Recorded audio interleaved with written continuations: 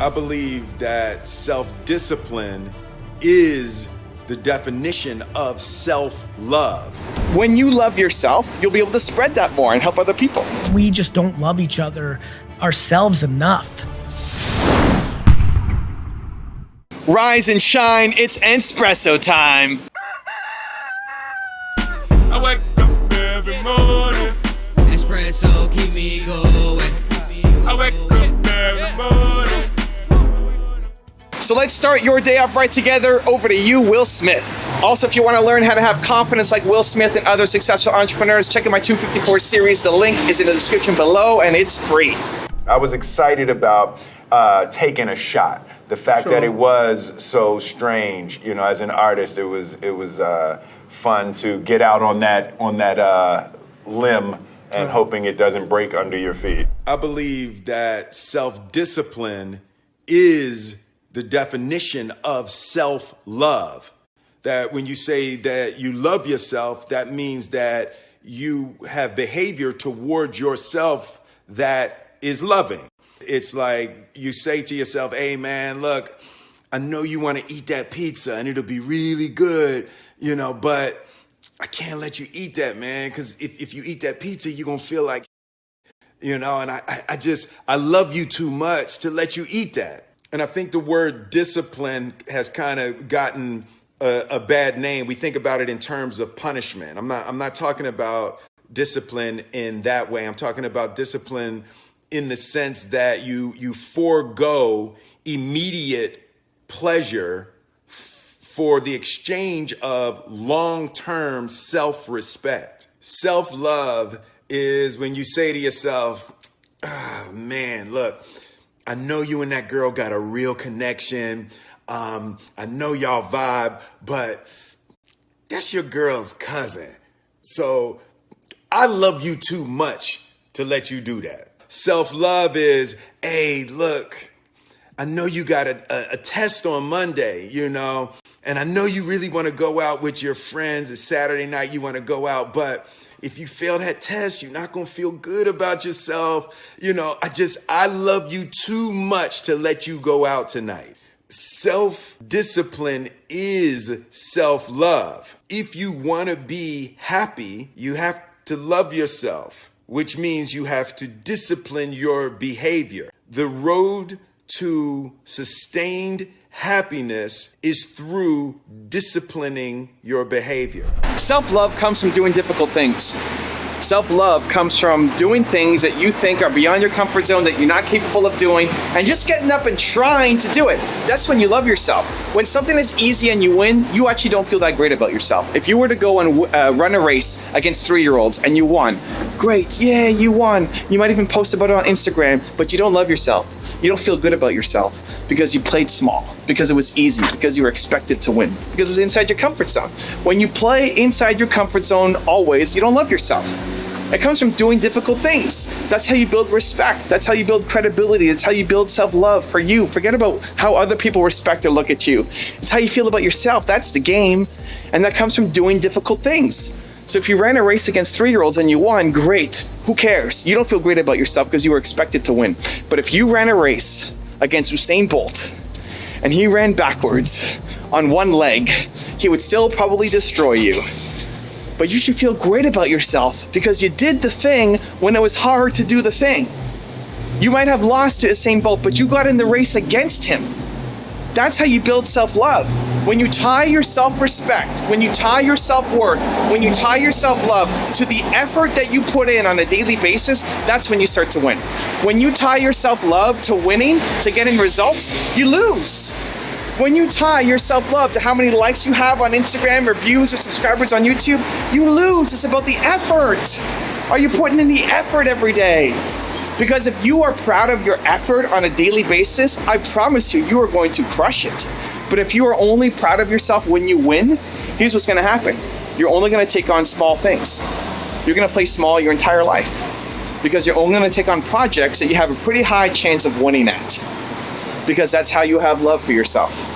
And that's a losing game because you're capable of more. You're capable of doing a lot more stuff. You're capable of playing a bigger game. You're capable of having a bigger impact. You have to. It's your duty. It's your duty to love yourself.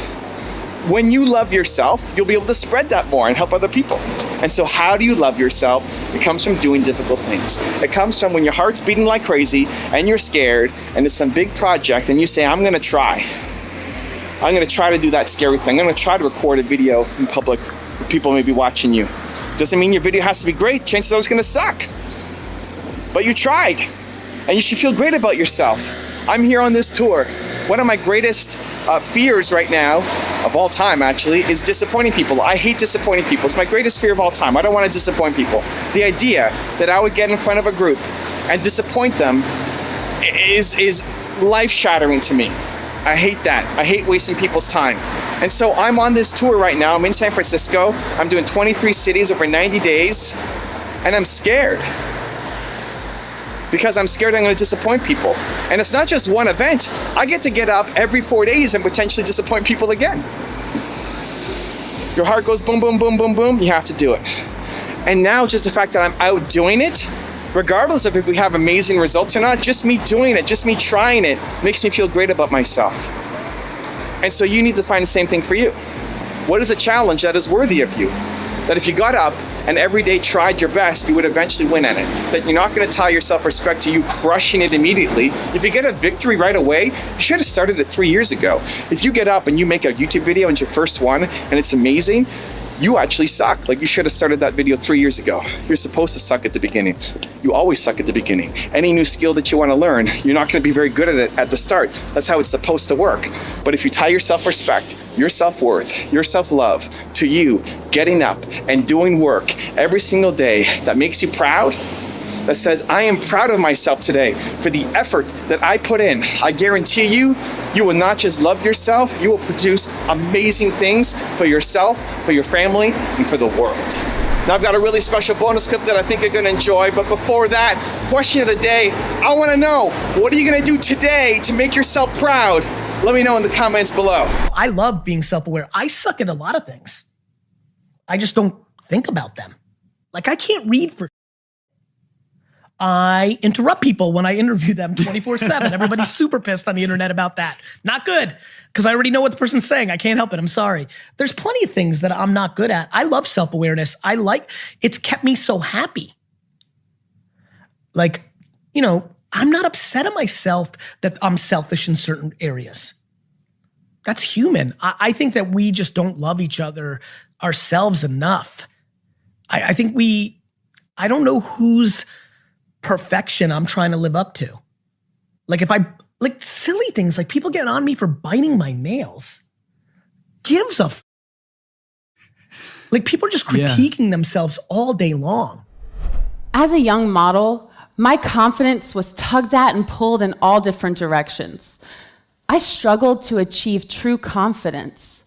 I would go home and look in front of the mirror and only hate what I saw. And to fill the void on the inside, I began to cave to all the vices being thrown my way. Between the parties, the men, the alcohol, I was looking for self-love, for affirmation from somebody, when in reality, I didn't love who I was, and I couldn't seem to get a handle on regulating my own weight. I began to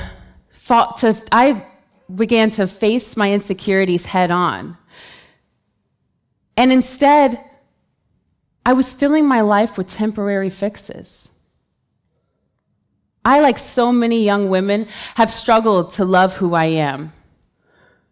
And Dove's global report on attitudes towards beauty actually did a survey with thousands of women in 10 different countries.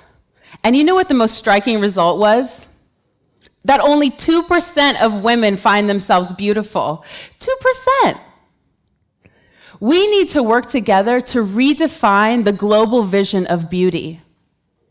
And it starts with becoming your own role model. Be your favorite kind of woman. Don't let anybody else take that job. And remember, this is the generation of body diversity. If you want another awesome video in our Black Excellence series, check out the video right there next to me. I think you'll enjoy it.